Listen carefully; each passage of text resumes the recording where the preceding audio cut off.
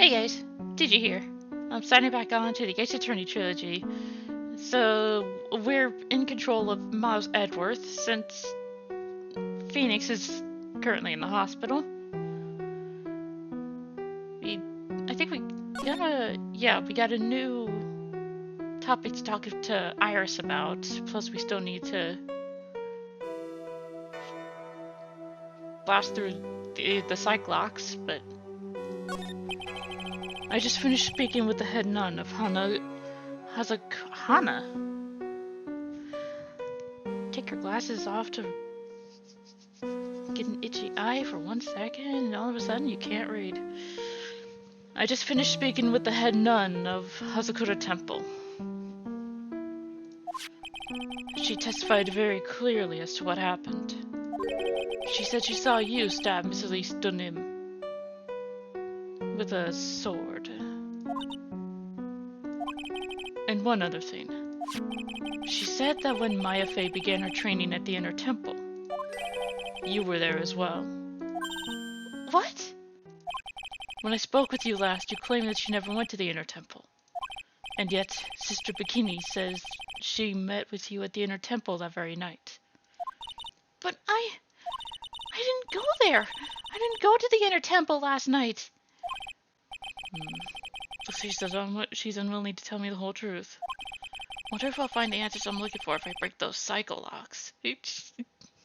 Cyclocks. My mind is going to automatically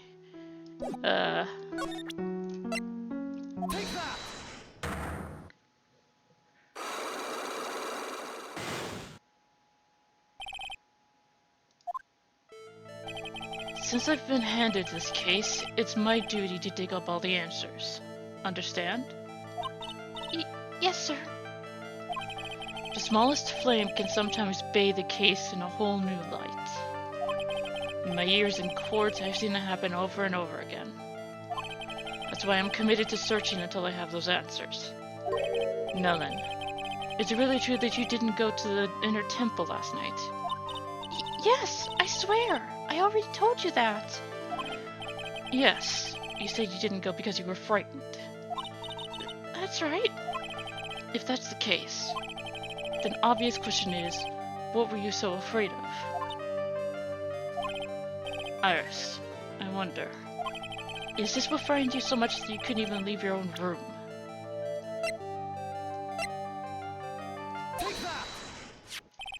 I found this in the main hall. It's addressed to you. That's... Well, Iris? Why?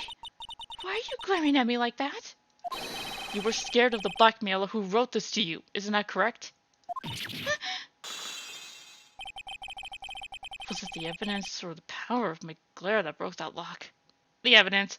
Although I'm pretty sure your glare could probably break even the most hardened of criminals.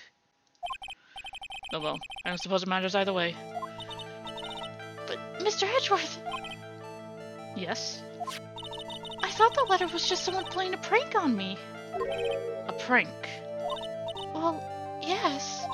After all, even if I did have a secret, there's no one to tell it to that would cause me any grief. I wonder about that. Sister Bikini is like a mother to me. I would never hide anything from her. No, you may not have anything to hide under normal circumstances. However, last night was different.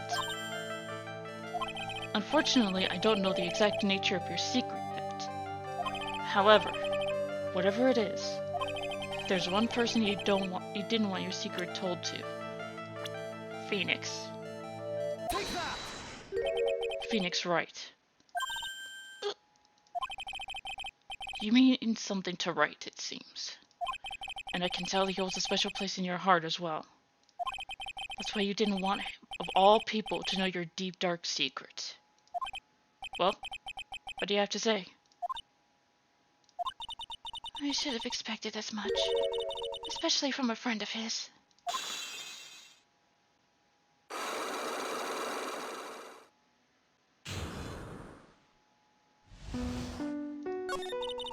After dinner, this letter was waiting for me in my room. As I said, I was frightened by it. What is this heavenly hall the letter mentions? It's a small mountain shack at the base of Dusky Bridge. A small shack, It's more like a broken down shack that no one would ever want to go near. Where is it on this map? It's around here. To get there, you must follow a small path down from Dusky Bridge. The reality is, to get to the inner temple, I had no choice but to cross that bridge. But the thought that such a terrible criminal could be lurking in a heavenly hall. I was so scared by the whole affair that I didn't even want to think about it. So this is the secret that you locked away in your heart? Yes. Looks as though I may have to visit this heavenly hall now. Maybe I'll find some sign of our mystery blackmailer. In any case, you still claim to have never left your room last night. Yes, that's exactly right. The trial starts tomorrow. I promise you, I will win. I'm going to win so that you and Phoenix Wright can see each other again. But when I do, you must promise me that you will tell him your secret.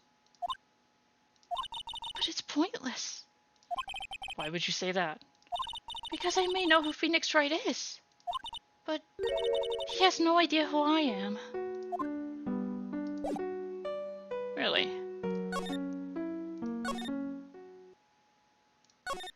Well, let's visit this heavenly hall.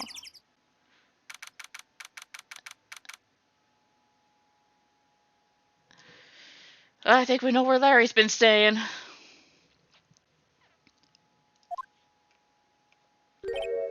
Whoa, not much of a view down here, huh? It's no better than the view from my apartment, though. Tsk.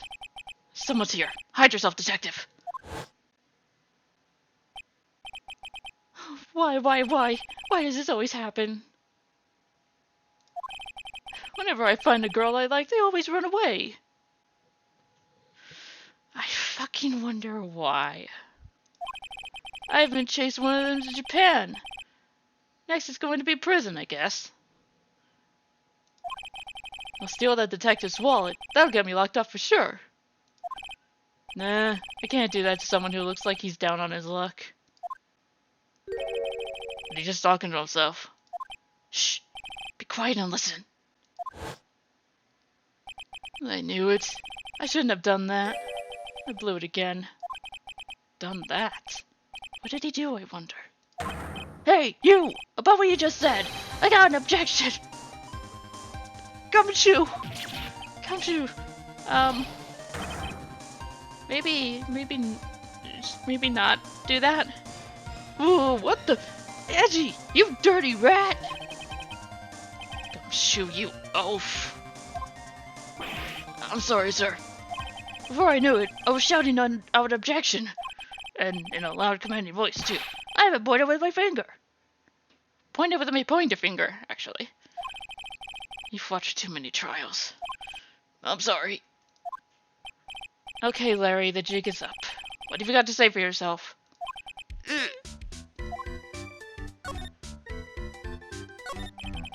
What is this little shack, anyway? I just discovered it myself yesterday. And why were you down here in the first place? Come on, I'm an artist. I was looking for a good place to sketch. This is a great little place. It's, artistic. It's quiet, it's cold, it's got no power, and it looks like it's about to collapse. Sounds a lot like my...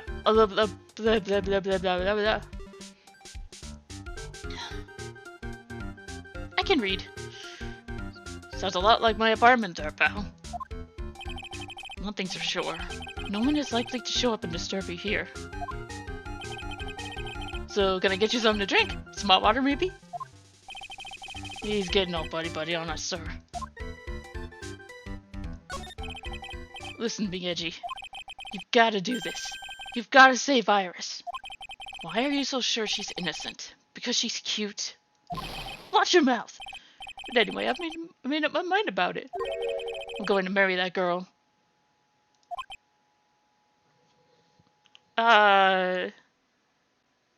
You don't even know her.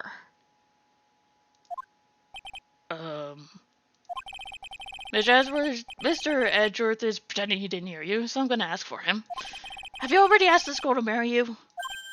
No, not yet, but I can tell how she feels by the look in her eyes. She's got this "I really want this man to carry me over the threshold" look.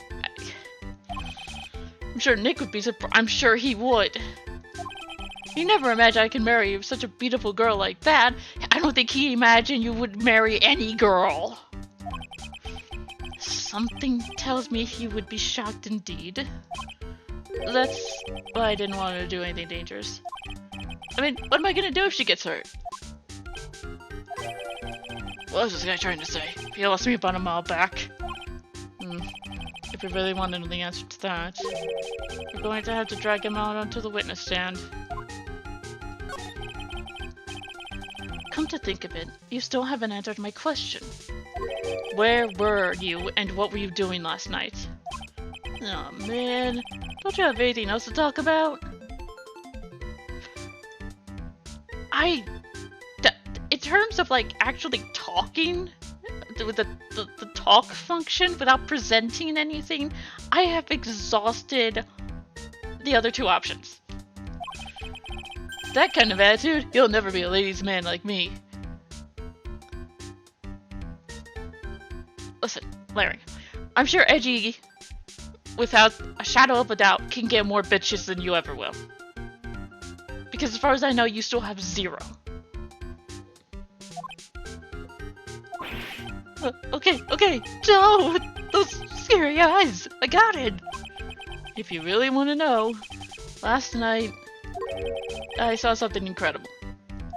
Something incredible.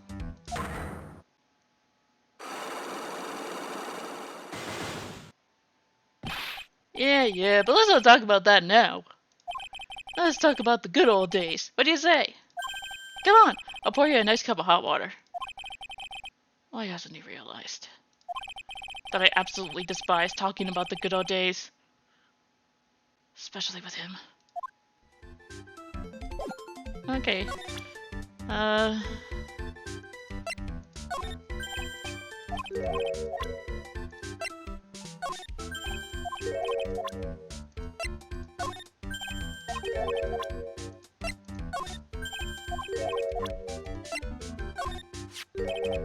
I still can't believe it. She was a great person. But someone's pinning this murder on my sweet little Iris. Edgey, please. I'm counting on you. Well, frankly, I was hoping you could give me a little more than that. Well then. I got it.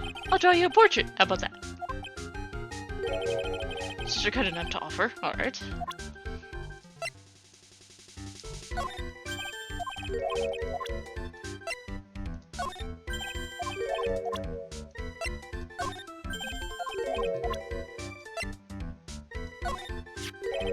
That's the stuff that Miss Elise was always carrying. Miss Elise, why?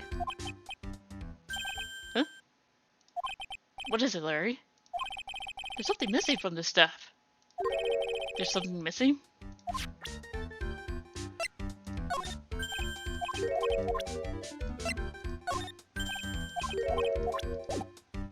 Okay. That's...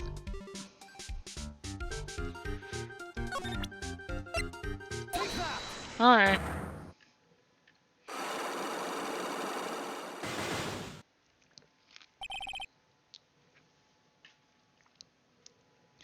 I'm gonna bust you open like a clam to get the pearl. Alright, now you're going to tell me what you really saw last night. Oh, you're really upset, aren't you, Edgey? Okay, I'll talk. Huh? That was a bit too easy. Yeah, anyway, it was awesome. Never seen anything like it. At around 10 o'clock last night, it started thundering. I've been sleeping, not sure for how long. Suddenly, zing! The wall in front of me went white. Like I'd just been slapped in the face by my old girlfriend, Naomi. And then, it was on fire. The bridge was on fire. Does the bridge come on fire? Are you saying you saw it with your own eyes? Hey, why are you giving me the evil eye? I'm telling the truth. There are still 3 Psychologs remaining. That means he's still trying to hide something. And by the way, Larry, Where were you when you saw that happen? Where you say? What do you mean? What do you mean? What do I mean? Just answer the question. I was in my own room. By the main hall. Where else would I be? As usual, you're as transparent as an empty jelly jar. The problem, I suspect, lies there. There? What do you mean, there? It's impossible for you to have seen the lightning strike Dusky Bridge from your room. Yeah, you couldn't see shit. This is the map of the area. Take a look around the vicinity of Hasakuda Temple. What am I looking for? I think that should be fairly obvious. The main hall is surrounded by trees, and it's impossible to see the bridge from here. What? Why didn't you tell me that before? Well, how about it? About what? Do you feel like talking now? About what? Yeah, it looks like it won't be that easy after all. You leave me no choice. I'll have to move on to the next step. You weren't in your room at the temple, so then where were you? You don't know that. I wasn't in my room. So where was Larry, and why was he there? If I've read the situation up to this point correctly, the answer is fairly obvious. Very well then, let's test my theory. The place you witnessed lightning strike Dusky Bridge was from here. At Heavenly Hall. The place you saw the lightning strike was from, naturally, Heavenly Hall. Why would I be hanging out in this old shack? It's freezing cold, but there's no electricity, and it could fall apart at any minute. Larry, how do you know that anyway? How do you know there's no electricity? After all, it's not that dark yet. Uh-oh. In other words, you've just provided evidence to prove my theory. My theory that you've at least once in your life visited Heavenly Hall after sunset. I have to admit, I'm impressed, Edgey. You're in a totally different league from Nick. That's nice. Now tell me, what were you doing at this cold little shack last night? That's what you might call affaire de corps. I think you mean affaire de corps. Could it be you were waiting for someone? No. You really are one scary guy, you know? I believe that last night you were waiting for this person to come meet you. A certain beautiful lady? There's only one person you'd be waiting for in a horrible place like this, Larry. I told you before, don't call me Larry. The person you were waiting for was Iris. Suddenly I feel cold all over, Edgey. No doubt because of my chilly glare. So you think I got the hots for Sister Iris, huh? You have not shut up about her since the beginning of this case. Do you have some kind of evidence? You got something that proves I was waiting for her? Or are you just guessing? This is where I draw the line and end this ridiculous little game. Here's the evidence that proves you were waiting for Iris. Did he write this?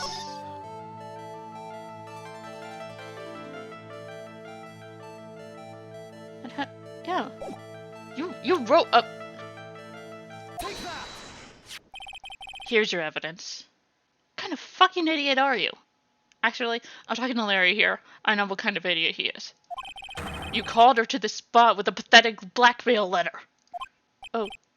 Hey, give that back! You're embarrassing me! What are you doing with that anyway? That's not important. I misjudged you, Larry. What do you mean? Taking advantage of a woman's frailty like that. You should be ashamed of yourself. First of all, what's this at the top of the letter? It says, salutation here.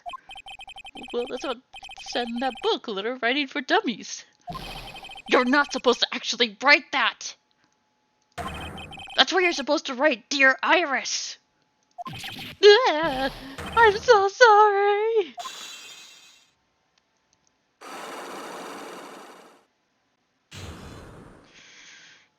Now,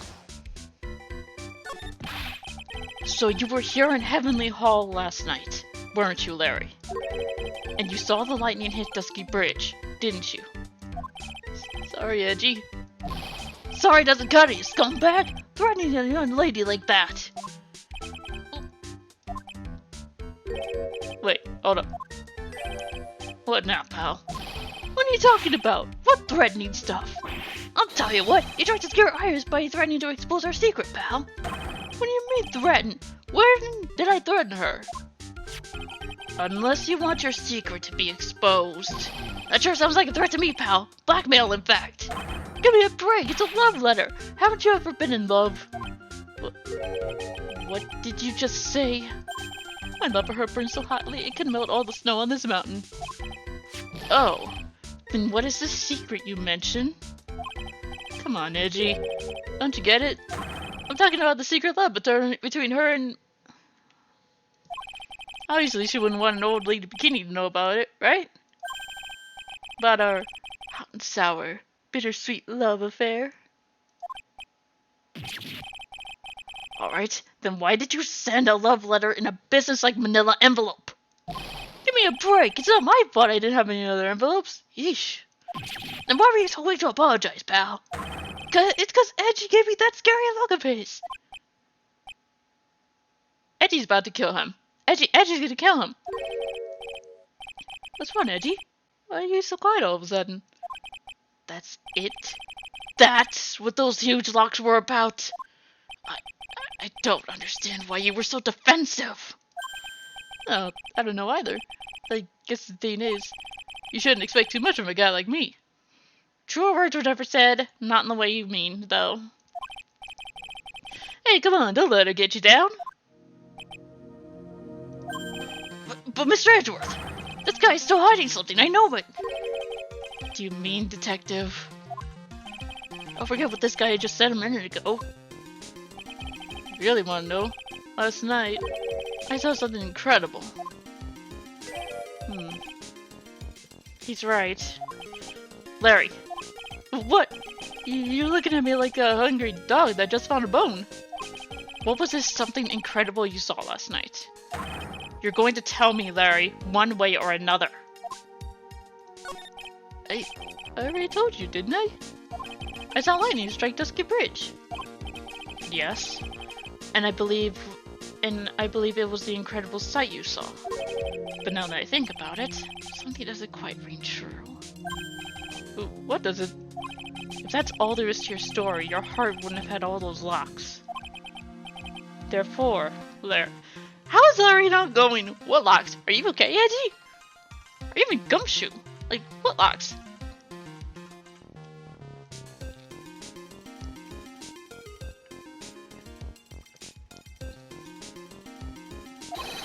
I do believe you saw something last night. Something more incredible than lightning. What? When? Where? Why? How? Hey, what do you think you're doing? If you hide anything from Mr. Edgeworth, I'll arrest you on the spot, pal.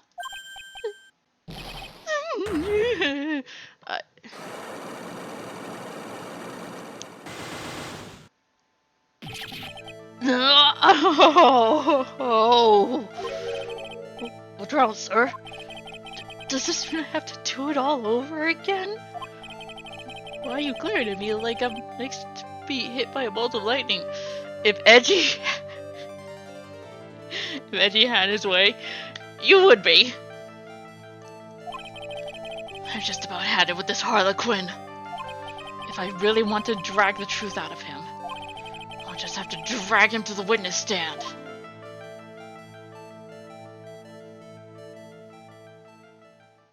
You sure you want Larry on the witness stand, like, in any context?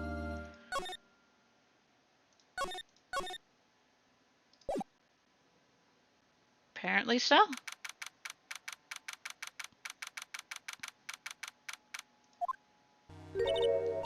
Oh my, Mr. Lawrence feels that way about me? Apparently. he isn't aware of your real secret at all. This is no time to be embarrassed. I'm sorry. I'm just hardly accustomed to that sort of thing. You can get it from better people. Worry not. And in any case, whatever it was that you saw on the night of the incident, mark my words, I will drag it out of him. Does that mean Mr. Lawrence is a witness today? No. I believe that none will be the first to take the stand. Sister Bikini. She claims to have seen the very instant in which you carried out the crime. I just want to ask you one last time.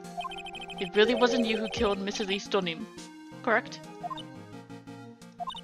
That is correct. It wasn't me. Very well then. Mr. Edgeworth. Yes? You're a prosecutor, aren't you? Are you sure about this?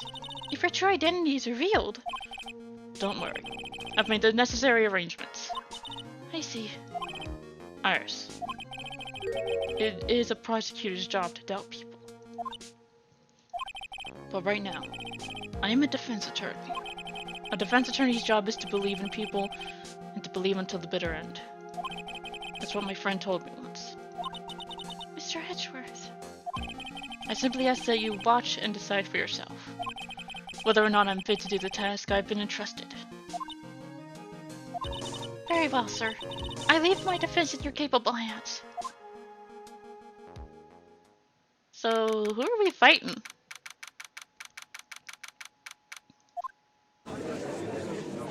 Nobody? Where's the prosecutor? Court is now in session for the trial of Sister Iris of Hazakura Temple. And the defense is ready, Your Honor. The defense does indeed appear to be ready. However, the same cannot be said for the prosecution in this case. Indeed. I'm not sure I like such a blatant waste of this court's time. An empty prosecutor's chair can only mean that the prosecutor has no confidence in their ability to prove their case. It would seem this case is already over before it had a chance to begin. I'm ready to announce my verdict that is, this court finds the defendant...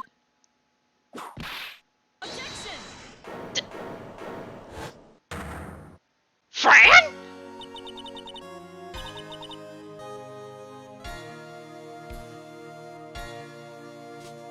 You asked Fran to help? Well, looks like she's gonna be able to whip you like a frickin'... The prosecution stands ready. And you are? Francisca von Karma, prosecuting protege.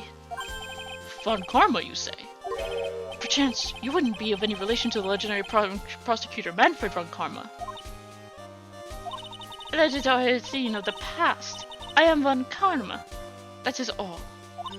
Upon a special request, I flew in today for the purposes of prosecuting this case. You did? Then you must be quite a big shot. By the way, Mr. Edgeworth. Yes, Your Honor? I'm almost certain that I've seen you somewhere before. Or am I just imagining things? You look very much like a prosecutor I met once. I believe you were imagining things, Your Honor. Miss von Karma, do you have anything to say? There is no such weakling as this man among those of the prosecutor's office. There isn't? But I'm sure was before in this court. Dad! I told you there is no such weakling! What is that? A whip? I'm not sure I care for such a thing in my court. I didn't for the entirety of the second game either. But bailiff, remove that whip. Hold it. I have no objection to the whip. You don't? The prosecution can wield a whip or drink 17 cups of coffee.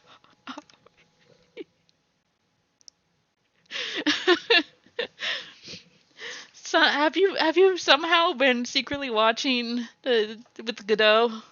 Oh boy. But there is still only one truth. That is what I stand here to prove today. This promises to be interesting, Miles Edgeworth. I had expected to face Phoenix Wright here today. But looking at you now, maybe this is what I've been waiting for all this time. Miles Edgeworth, I will not allow this chance to crush you slip through my fingers. I see you brought your flair for the histrionic. Allow me to add the things I'm not sure about. People acting bizarrely in my court. Ah! The stage is set. Now continue with the proceedings, Your Honor. Very well. Miss Von Karma, please give an outline of this case. With as little whipping as possible. The murder victim is the famed picture book author Miss Elise Dunim. Her body was found in the Hasakura Temple courtyard. She had been stabbed through the torso by a ceremonial sword from a golden statue. The sword in this picture is the weapon in question. Is the weapon in question, correct? Very well. The court accepts this photo as of the crime scene. There is no mistake. This was the doing of Sister Iris. After all, there is a witness to a crime. Very well. Please bring this witness to the stand. And so it begins. My first and last trial as a defense attorney.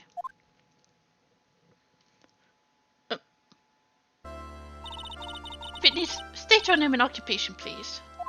Oh, hold on there. I'm not sure about being not sure if I care for this at all. Can you at least give her a foot stand?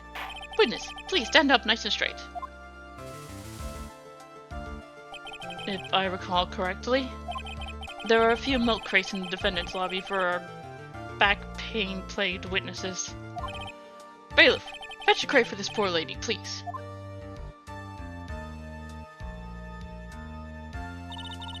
Once again, your name and occupation, please. Oh, me?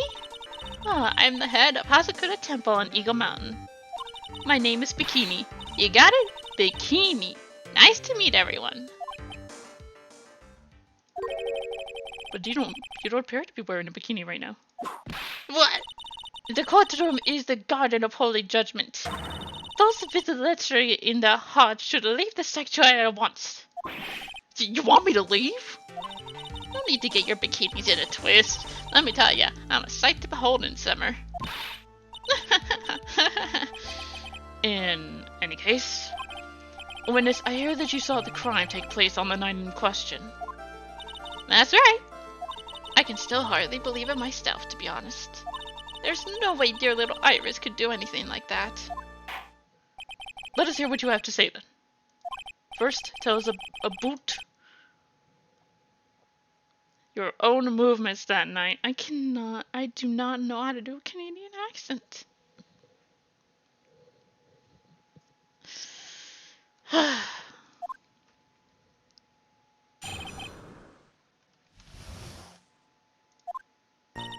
That night, I was helping an acolyte with her training in the inner temple, but, well, as you can see, my back likes to act up violently.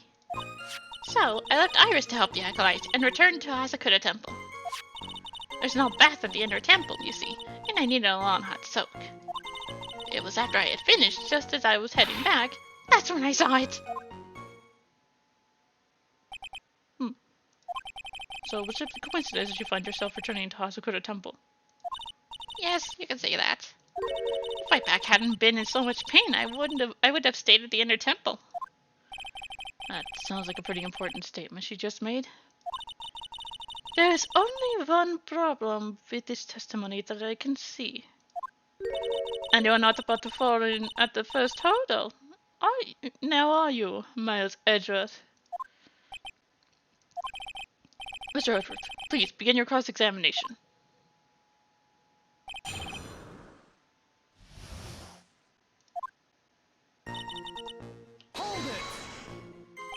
What is this inner temple? Well, see, conversing with the spirits is what we train people to do, right? We'll be the one asking you the questions, madam. In order to do that, a place drawn in spiritual power is required. There's a small temple across Dusky Bridge called the Inner Temple. Acolytes must spend an entire night there to undergo intense training. And how exactly do you help them with this process? It's all quite a bit exacting. It can't be performed without a nun supervising. And like a tutor, watching to make sure I spoil child studies. Tutor with a whip in your case. If that is the case, then why did you return to Hasakura Temple where the murder took place? Hold it! Violently. That's right. It's no laughing matter, especially in winter. I can't hold anything heavier than a knife and fork during the cold months. Just being alive is like a strict training. On the night of the murder, was this fabulous back of yours hurting again? That's right, raging like a bull in a pig pen. I almost fainted once or twice. I just knew that unless I warmed it up, it was going to finally finish me off. Hold it! You left Iris to help. With what? What do you think? The Acolyte's training, of course. It was just past 10 p.m., so we were starting to enter into training exercises proper. Wasn't it your place to remain with the disciple? Well, the job is simply to watch over the Acolytes so they don't pass away. Just to confirm this point again, that night. You met Iris in the inner temple, correct? Yes, she's a gentle, honest girl. She's never once failed to follow my directions.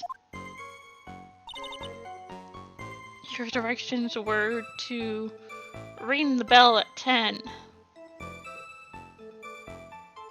Hold it!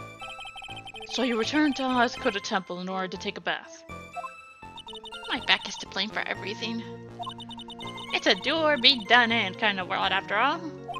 How long were you in the bath for, if you don't mind me asking? My, what a filthy little rogue you are. I know what's on your mind.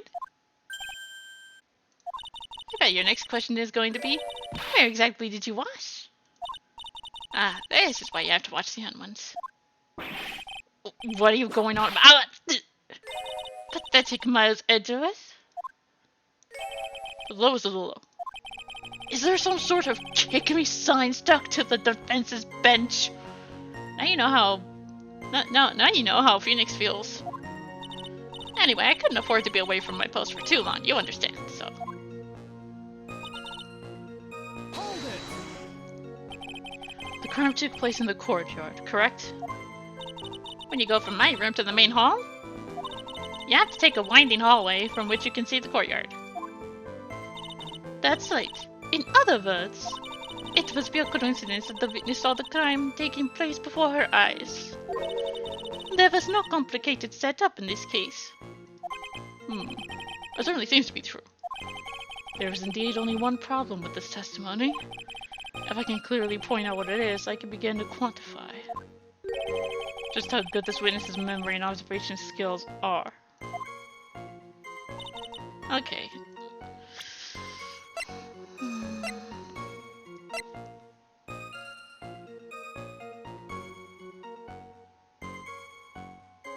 Iris's testimony would really be the only thing that could probably kick her in the ass. Yeah. Iris's statement right here. Objection! Witnesses have to undergo their own trials, I'm afraid. The defendant's fate rests on the power of observation and memory, after all. Well. Don't worry. I'm more than up to the task. I'm a woman of faith, after all. The head honcho of Hasakura Temple. In that case, Miss Honcho, I'd like you to explain something for me. The discrepancy between your testimony and that of the defendant, Iris. She claims that after ringing the lights out bell, she went back and stayed in her room. Which means she did not go to the inner temple at all. No, she said that. A defendant or a witness? Who is more likely to lie, do you suppose? The defendant is simply lying to cover her back. But that is completely illogical. The murder was committed in the courtyard of Hasakura Temple. Claiming that she went to the inner temple would make for a much better alibi. That is odd. Whatever the reason, I can't believe that she would lie. She doesn't need to have honest eyes. All people lie. That is my belief. Why am I the only one being whipped in here? Hey, Edgey got whipped not that long ago. Shut up. Anyway, neither the witness nor the defendant have any reason to lie. Which means we must call your memory into question. Dear, dear, dear. You're older than me and yet you want to play that game, do you? Well, that isn't exactly what I... My memory is perfect, crystal clear, especially in winter. Then, I suppose it's too early to end this cross-examination, Mr. Edgeworth, if you're going to question the memory of this witness, you will need to show me a more decisive piece of evidence. Understood, Your Honor. I was naive to think that alone would do the trick. Then please, add your comments about a boot iris to the testimony. And let us return to the cross-examination.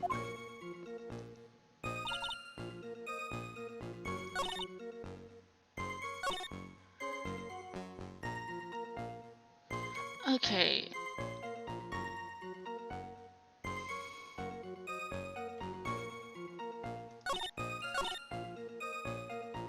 Iris came to the inner temple just exactly as she had been at dinner. No, she wasn't. She gave her hood to Phoenix. Objection! Witness, let's get one thing straight. The defendant whom you would claim to have met, she was wearing this demon warding hood, correct? Of course. That's a very important piece of clothing, I'll have you know. Oh, wait a minute. Objection! Hold it right there. Why do you have that? That's the question of the day now, isn't it, Miss Von Karma? I'll have you know that this hood was given to someone as a gift last night, before the lights out bell was run. What? You know where I'm going with this, don't you? If the witness had seen the defendant as she claims, then the iris she saw should have been missing this very hood.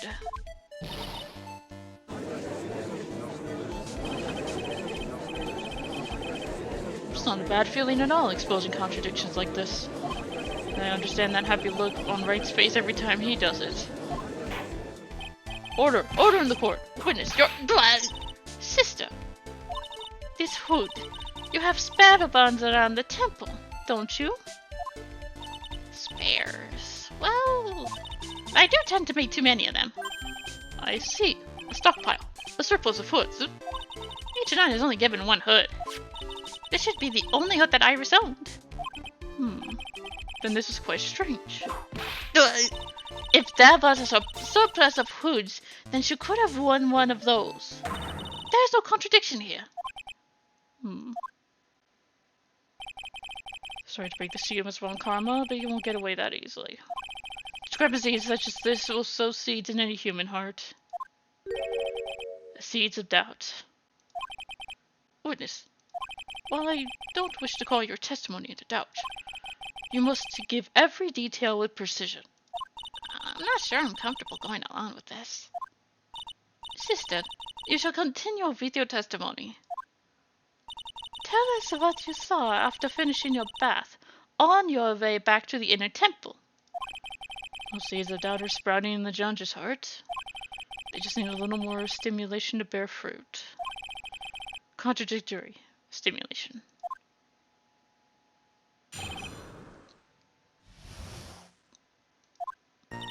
I finished my bath around 11, and I thought I should return to the inner temple.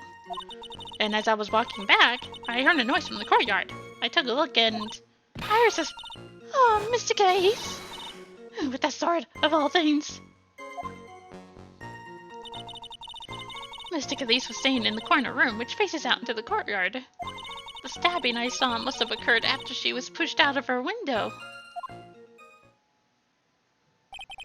You saw a truly terrible sight, didn't you? If I was in your place, then it would be much like Miss Von Karma whipping Mr. Edgeworth in two in court. And me seeing it all from this very chair. No, but something like that. This judge. His imagination is about as vivid and creative as Detective Gumshoe. I would look the fool if I commented on such foolishness. Anyway, this case is mine, Miles Edgeworth. Calling everyone by their full name. Can't you do something about that habit of yours?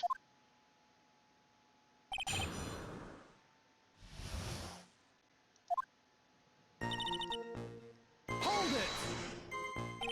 How far is it from your room to the inner temple? Let me think a moment. About 20 minutes on these stumps of mine. It's about 15 minutes from Dusky Bridge to Hasakura Temple.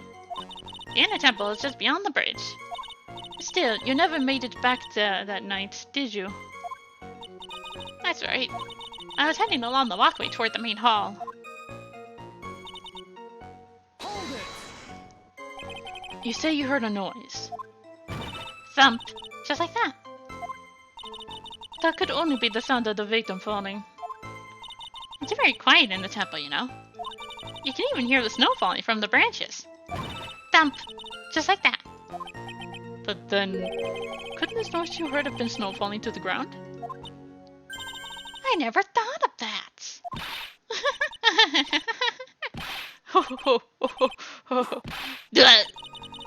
The next one to laugh gets a whipping. Well, whatever the source of the sound, I looked over at the courtyard and... Hold it! This is the second time that the witness has testified to seeing the defendant. But some doubt remains in these claims. Hey, just what does that mean? Just because you're a good-looking young man doesn't give you the right to... The murderer who stabbed the victim with the sword. Sister Bikini, try to recall exactly who it was you saw, as clearly as you can. Oh, you're a handsome young man, so I'll forgive you. Oh, now that you mention it, there was something awfully strange about her. Something that has been bugging me all this time. Please, don't keep us in suspense. Her hood. Her hood. That's right, it's coming back to me. Iris, she wasn't wearing her hood. I thought something was out of place, but it all makes sense now, doesn't it? After all, she'd given that hood away to someone, right? You have dug your own grave, Miles Edgeworth. What do you say, Mr. Edgeworth? Is this testimony important?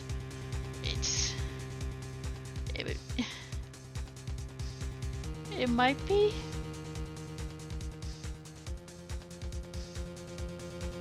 I don't...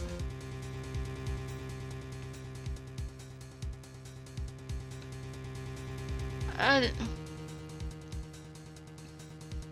do...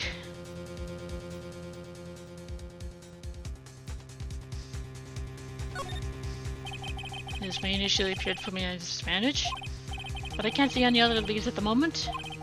Your Honor, I would like these new statements to be added to the testimony. Miles Edgeworth, if you want to hang yourself, you need only to ask. I'll gladly lend you my whip. Witness, add that statement to your testimony. No problem.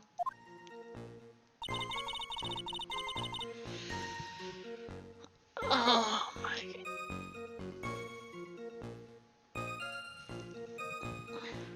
Iris didn't have her hood on. Mr. Galise was staying in the room. The room the victim was staying in overlooked the courtyard, correct? Which means the victim's room was on the second floor. No. Hasakura Temple is a single-story building, but the mountain itself slopes downward, which elevates the main gate side of the temple and the guest rooms in the back to about the height of a two-story building. I see. And the victim was staying in one of these elevated rooms, correct? Yes, I should know. I'm the one who carried her things to her room, after all.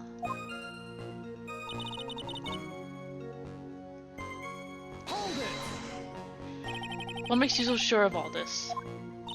It's just like I told you earlier. I heard a noise from the courtyard, okay?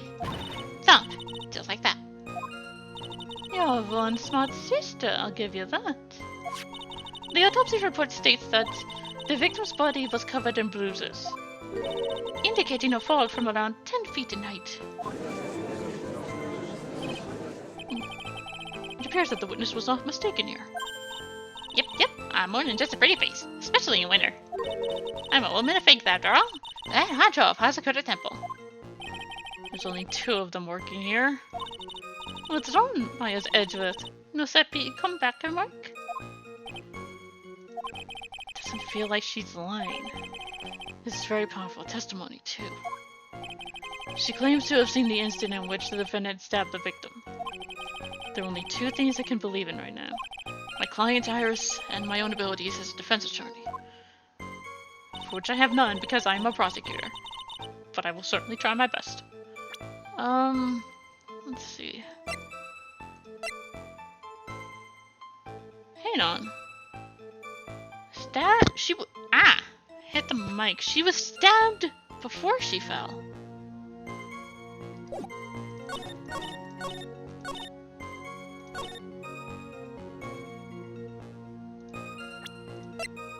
She was stabbed before she fell. Objection! Impressive logic. That's what I like to say anyway. Oh, please do. I pray there's something else. Especially in winter. Everything is something else with you, especially in winter. However, I think you're overlooking one thing. Ms. Von Karma, would you be so kind as to take another look at the autopsy report?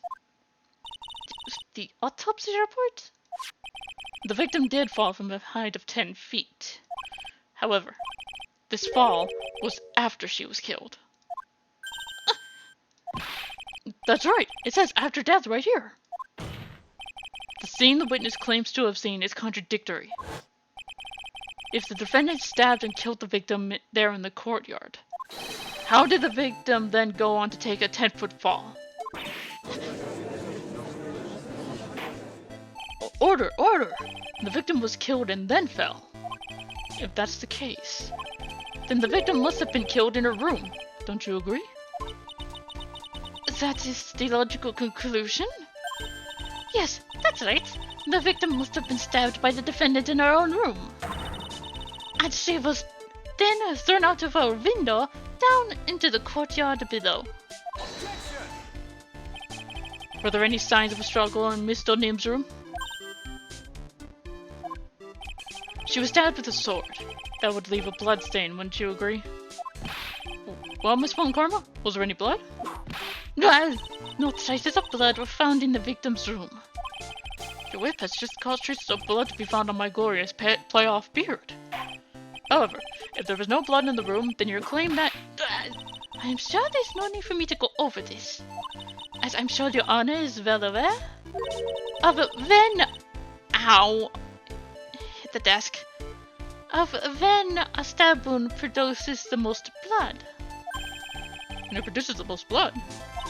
Very little blood is actually lost at the moment of a blade's insertion. If you want to talk about when the most blood would be lost from a body, that would be when the blade is removed. Indeed.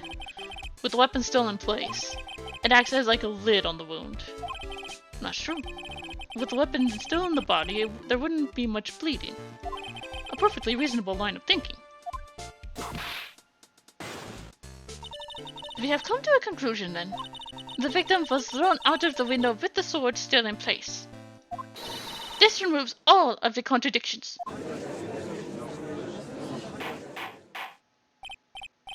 Order! I must admit, this is a probable version of events. I'd explain no less for Franziska von Karma. She locates and takes control of every vital point. It seems that we need a clearer testimony from the witness. Remove all supposition on your part, and please tell us only the facts, please. Witness, please! Remain standing on the crate. Don't go selling me short now. You're doing that yourself. The weight of winter snow has me bent out of shape. Especially my back and my mood. Sister, please, give us your testimony. I will give you a vigorous massage once we are finished here. Oh boy. Alright, alright.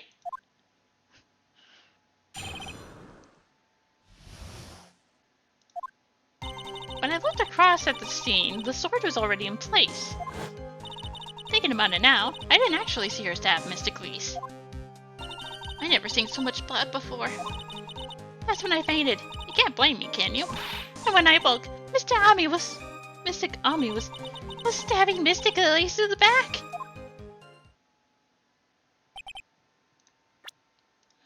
Crime scene photo.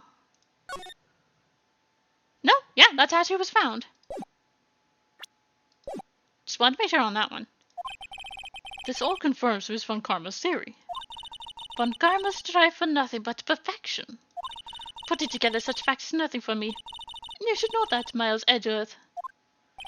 Perfection is an impossibility, Francisco Von Karma. I'm here to teach you just that.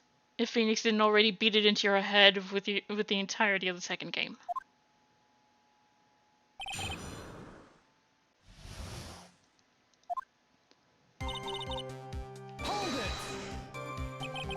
At that time, was the victim bleeding?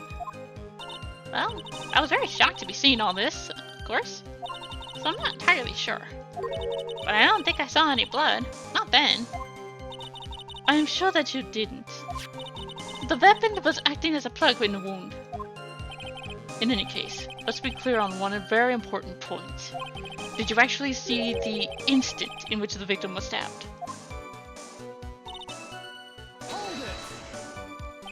Think carefully, this is very important. It's Iris we're talking about here. I'm thinking for all I'm worth. Nah, when I looked over, the sword was already in Mystic Elise's body. Might not be conclusive, but this testimony supports your theory. The victim was stabbed in her room and then dropped into the courtyard. I think this proves it rather well, Miles Edgeworth. So you're saying that you saw the victim's blood? That's right. Some of it had splattered on Iris, too. When the defendant was arrested, she was meditating in her room. And her blood-flecked clothing was neatly folded in the corner. What? Her clothes were blood-flecked as well. That seems quite conclusive to me. Flecked?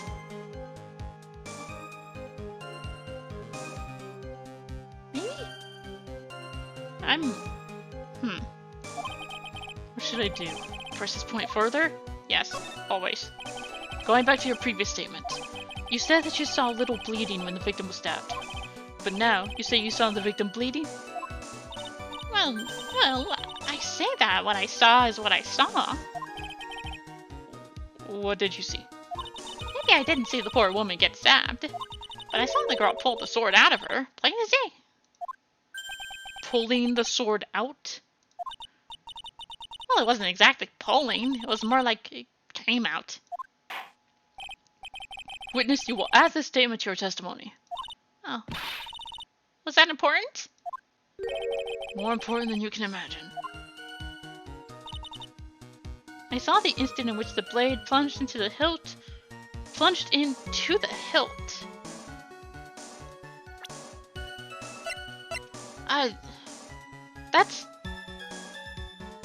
It's not really plunged into the hilt. Wouldn't there be more blood on the blade? I feel like there would be more blood on the blade.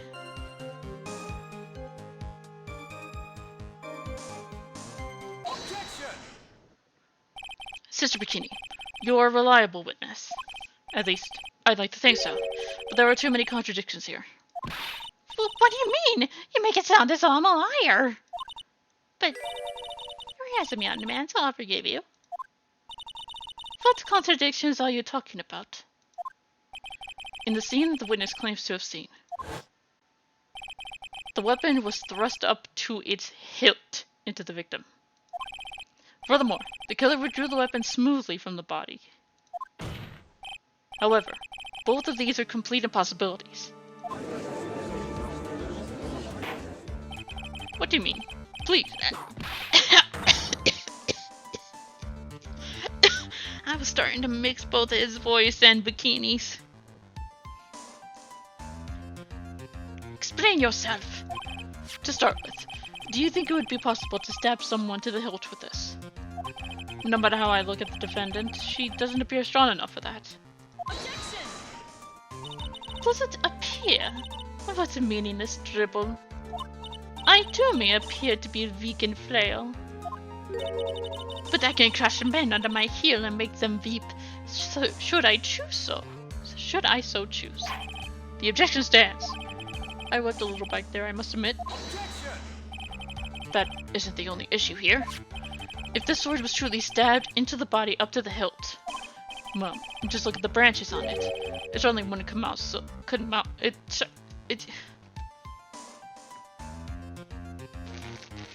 I swear I can read my brain and my mouth won't fucking connect.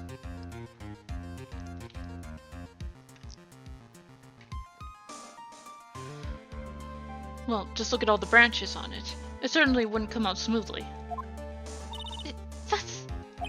We also have the problem of the amount of bleeding. It's true that when a blade is left in the body, it acts as a plug of sorts.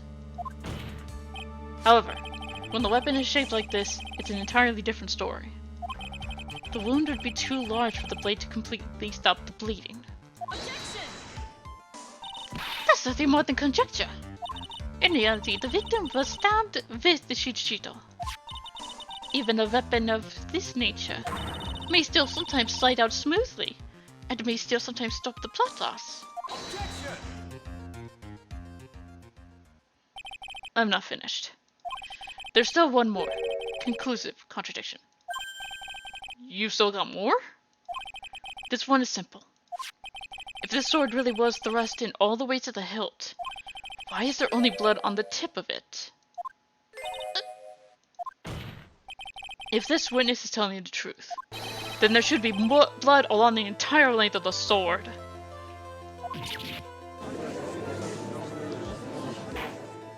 Order! Bravo, Miles Edgeworth.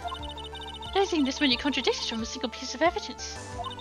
All the other attorneys I know could maybe manage one, if that.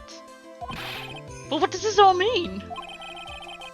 You have proven contradictions regarding the murder weapon, but having come this far, there can only be one answer. And that is?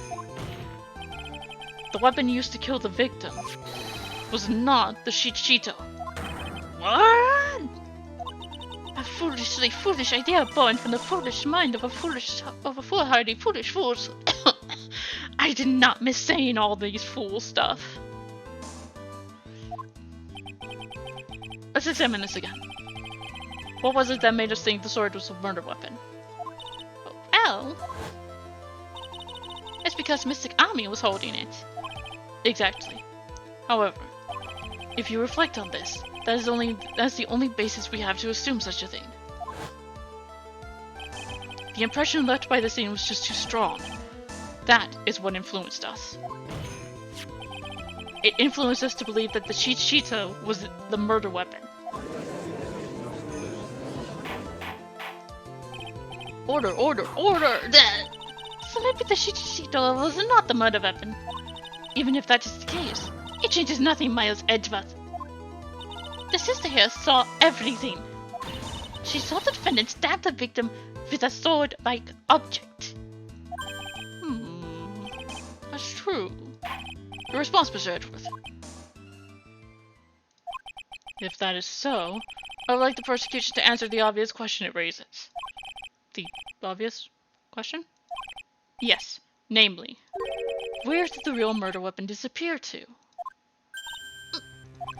It goes without saying that the police searched the main hall and the surrounding area.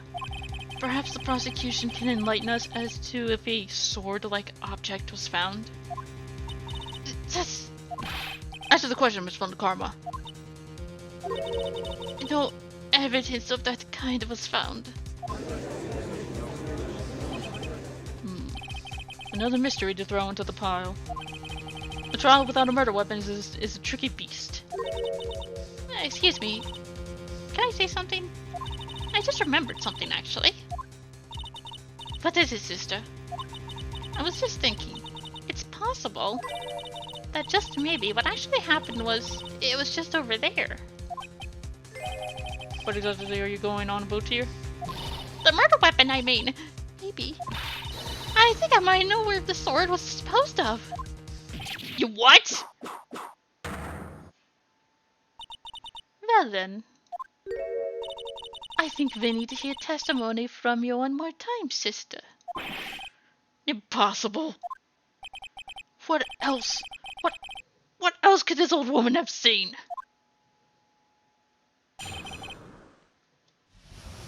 Itchy nose. Itchy nose. I saw the murder around 11 p.m. Saw the murder at 11 p.m. Time of death was between 10 and 11, so maybe. And after asking that it be reported, I went to the main gate. I went out to the main gate.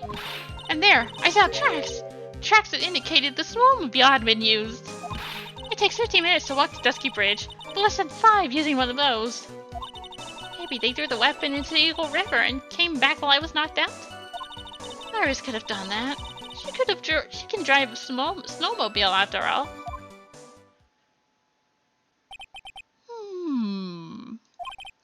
Witness, please, tell us everything you know right away next time. I'm not in the best of shape.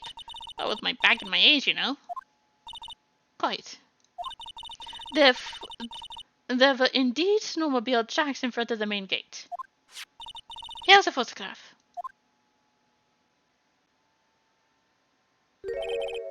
Snowmobile, huh? I see. Oh, certainly is an interesting theory. The tracks begin in front of Asakura Temple and run all the way to Dusky Bridge. That solves your pesky little problem, yes? The Eagle River's current is quite swift, meaning that it doesn't freeze over in winter, making it the perfect place to dispose of the murder weapon. Did she really go to the river to dispose of the murder weapon? Mr. Edgeworth, request examination, please.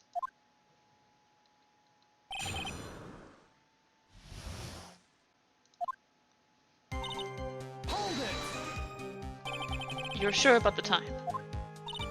Yes, I was worried about it after all. Why was that? Because I have a strong sense of responsibility, especially at this time of year. The Acolyte was being doused in freezing water at the time. I couldn't very well take it easy in the bath all night now, could I? So at 11, I decided to leave Asakura Temple. Her estimation of the time seems reliable, at least. Please continue, sister.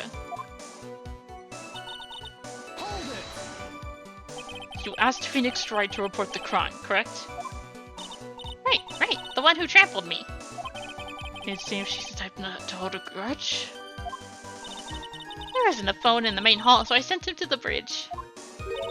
Phoenix Wright. He didn't even have his cell phone on him. He had forgotten it at home, apparently. What a naive boy, as always. Not only do I always carry my phone, but I always have my whip in hand, too. Anyway, I was really scared, and it was taking him a while to get back. So I thought I'd go out by the main gate for a spell. Hold it! As I recall, there was a snowmobile outside the main gate when I visited. That's it. That's the only one we have. It'll run no matter how much snow falls. No, you're certain the snowmobile was there at the main gate when you arrived? Yes, of course. It was parked in front of the gate. So, she had already gone, discarded the murder weapon, and returned by that time. I'm not sure if this is really relevant. What should I do? Always press. I need answers to every possible doubt. The snowmobile in question. Was it still warm at the time? What do you mean? What do you mean? What do you mean, huh? What do you mean, Maya's Edgeworth? I am playing to a slow crowd here. It goes without saying that using a snowmobile will heat its engine.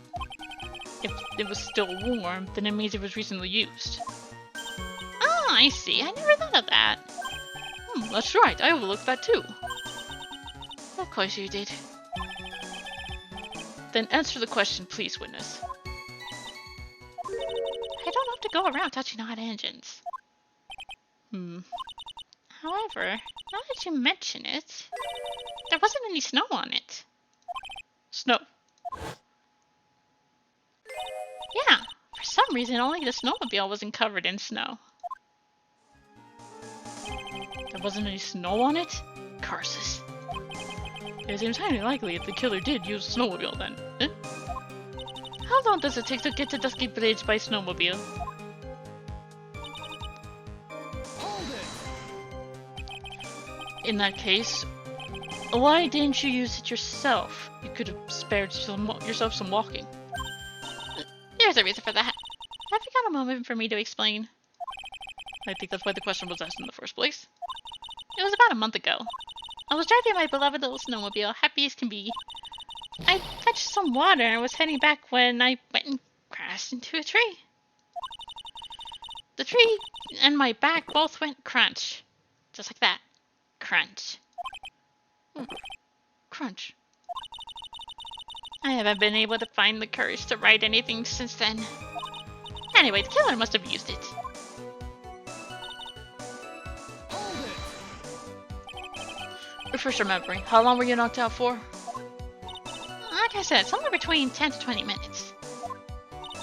It's possible to get to the bridge and back in 10 minutes using the snowmobile.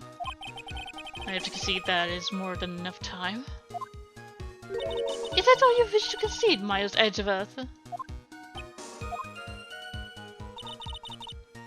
Hold it. While it would have been possible, time-wise, one element remains out of place here. What would that be? What would this mystery element be? The killer's reasoning, Your Honor. Why did the killer do all of this? Why go to the Eagle River to dispose of the murder weapon when there are other methods? Too many unanswered questions. Your response, Miss Von Karma. Turning to me for help over this slightest thing. Why don't you just think for yourself once in a while, Your Honor? What? She's over the top as always. Anyway, whatever the reason, the fact remains that the defendant could have done this. The murder weapon was disposed of in the river. Another point to me, Miles Edgeworth.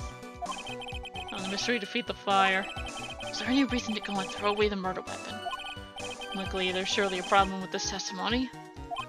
All I have to do is start poking holes in this flawed account. I...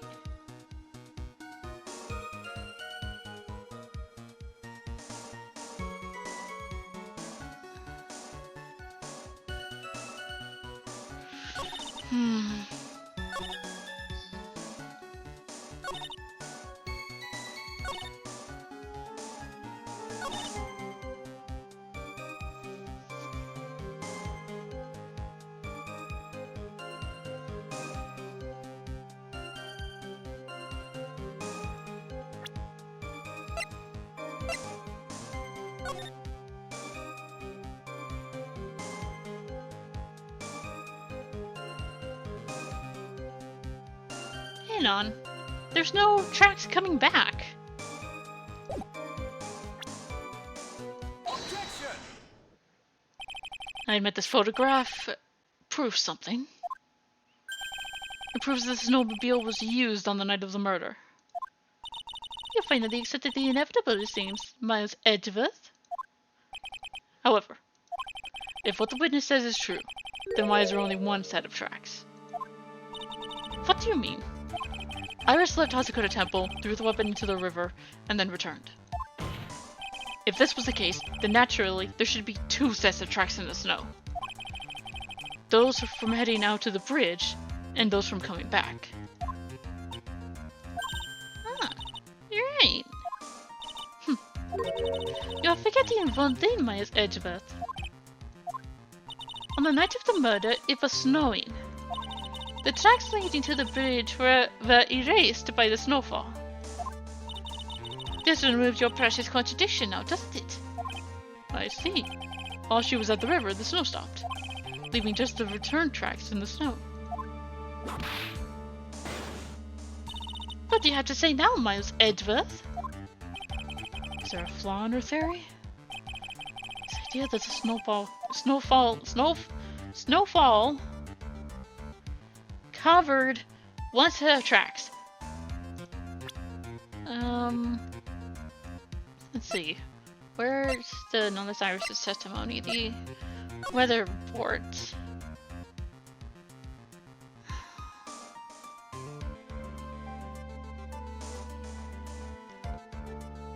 The snow stopped at 10:50.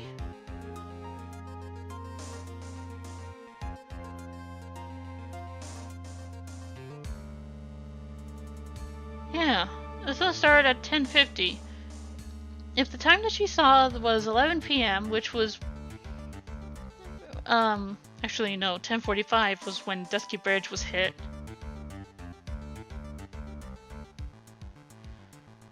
So it was already on fire. It had been on fire for like 15 minutes? When Phoenix got to the bridge?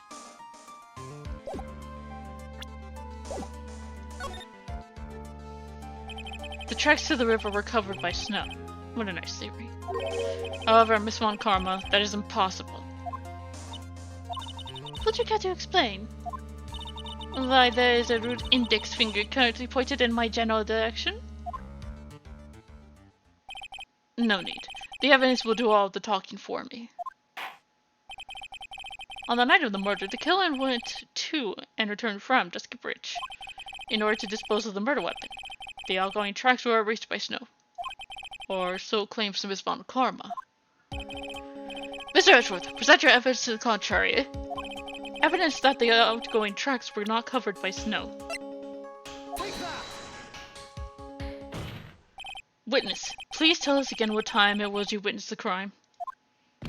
Like I said, it was around 11. Of course. This means that okay. This means that the weapon was thrown away after that time, correct? On that note, please take a look at this data. It's the weather report for Eagle Mountain on the night of the murder. The weather report? Snow started to fall at 7, but it stopped at around 10:50.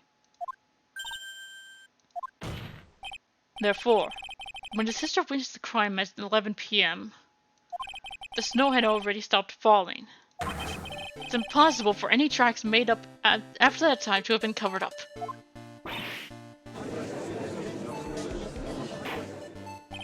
Order! Order! Very well then. It looks like Miss Von Karma's claim has been snowed in. It's too soon to be causing this child due to snow.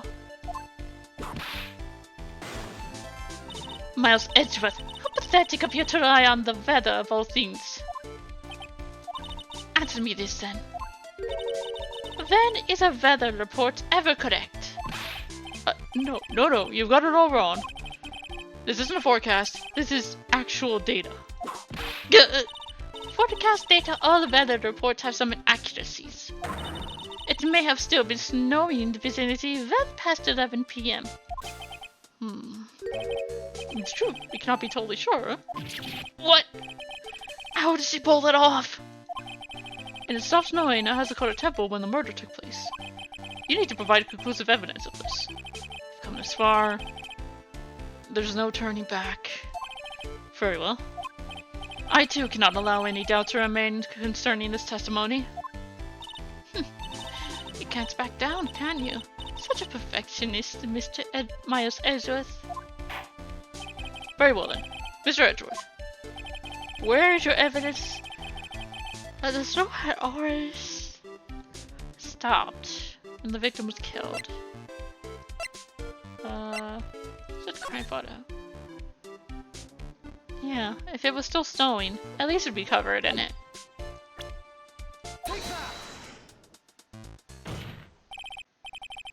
Ultimately, it all comes down to one point.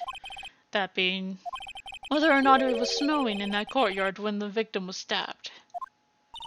That's right, but proving that is incredibly easy. If we want to know whether it was snowing or not, this photo will tell us everything. Of course, I'm referring to the photo of the crime scene. As you can see, everything is covered with snow, with just one exception. And that is the victim herself, Miss Elise Donim. Why is there no snow on top of her? The answer is simple. It had stopped snowing when she was killed. That's why. In other words, if the killer really did go to Eevee to dispose of the murder weapon, then in this photograph, there should be 2 sets of tracks. Order, order! Just what are you... just what are you suggesting, Miles Edgeworth? To be honest, I'm not entirely sure myself, but this is simply what all the facts point to. That night, someone used the snowmobile to leave Hazakura Temple. From the tracks left, it can be understood that they were heading for Dusky Bridge. At that time, it was still snowing. Of course it was, because those tracks were erased by the snow. Then, when this person returned to Hazakura Temple, the snow had stopped. Thus, the return tracks remained.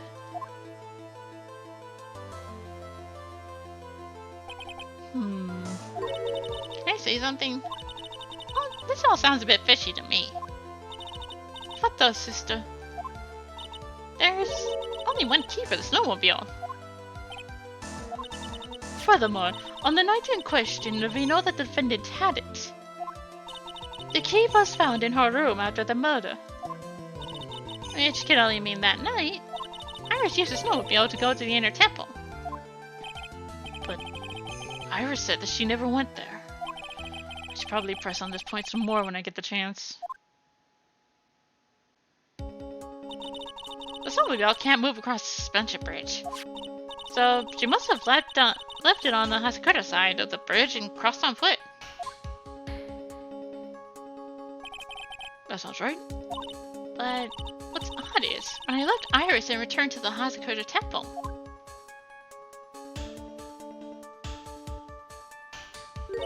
I didn't see anything near Dusky Bridge. You must have just failed to see it, sister. Maybe, but when I made it back to Hazakura Temple, it was there, by the main gate. The snowmobile, I mean. I know what I saw. It was covered in snow, too. But that isn't possible. Order, order, order in the court. What does this all mean? So then what was the snowmobile used for? It wasn't taken by the defendant when she went to the inner temple. If it had been, then the witness couldn't possibly have seen it by the gate. Furthermore, it wasn't used by the killer to dispose of the murder weapon. If that was the case, there should be 2 sets of tracks in this photo. All we know is this. After it stopped snowing, someone used the snowmobile to return to Hazakura Temple. I never thought a simple snowmobile could cause so much trouble. I think we've learned all we can from this witness. Yes, I've nothing more to add. I've told you everything that I know. But then, it still leaves us with the same problem. If only there was someone, a witness who could testify to having seen the snowmobile. Witness, huh? Was there no one out there walking perhaps near Dusky Bridge on that night? I don't think that's likely. It was cold enough to freeze your ears off. Only an idiot would go out wandering in that. Unless they had something really important to do. That's a shame. Hold on. Something's coming to me. An idiot may well have gone wandering out in that subarctic night. Your Honor, actually, there just might be one individual who may be of help to us. Really? You know of someone who might have seen the snowmobile on the night of the murder? I don't know for sure if he saw it or not.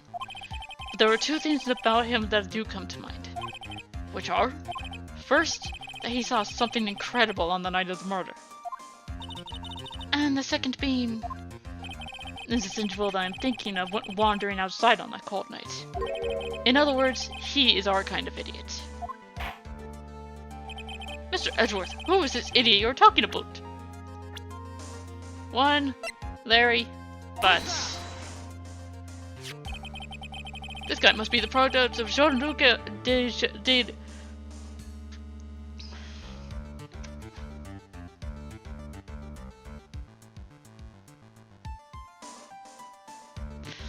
Okay. This guy must be a product of Jean-Luc de la Duc's Guide to Obnoxious French Painting. No, art for the idiots. Or dummies, whichever one.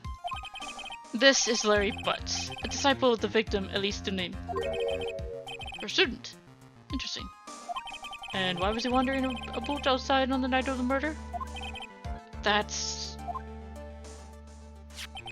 I could tell them all about his designs for Iris. But it may cost his credibility as a witness before I even call him. He is, after all, an artist. He was perhaps searching for something in the snowy scenery that would move him. Although I cannot guarantee that this is the reason. And so, this unfortunate, unreliable-looking man... What exactly was it that he saw? I intend to extract that from him right here in this courtroom. Summon this youth as a witness immediately. I have no choice, do I? I believe he's in the gallery for this trial. It will not take him long to summon him. Very well. Larry? You may have escaped me yesterday. But today I'm going to get everything out of you. Oh, we're so fucking doomed. The court will now adjourn for a 20-minute break. Miss Valkarma, please see to preparing the next witness. Understood, Your Honor? Good. Well then, court is now in recess.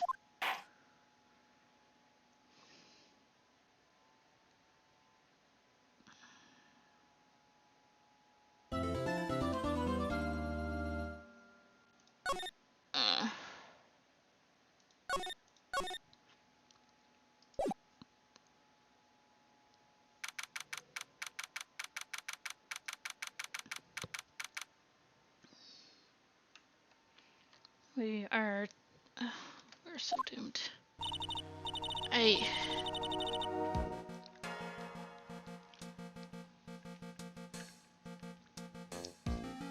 Oh boy. Excuse me, Mr. Edgeworth? I'm not really sure what to say. Iris, we only have 20 minutes. There are two things which I need to ask before you reconvene. Alright. I'll help you any way I can. First, about that night. You really didn't go to the inner temple, correct?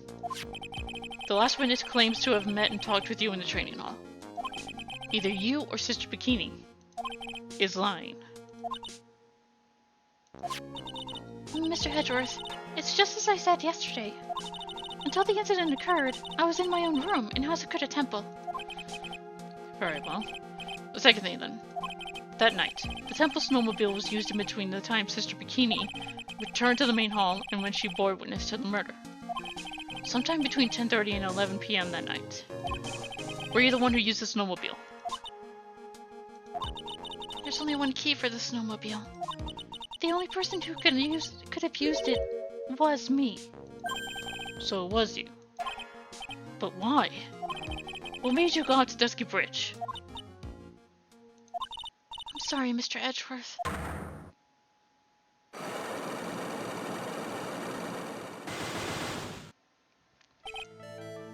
Iris, I can't tell you about that yet. Yet. Not until her safety is confirmed. Her?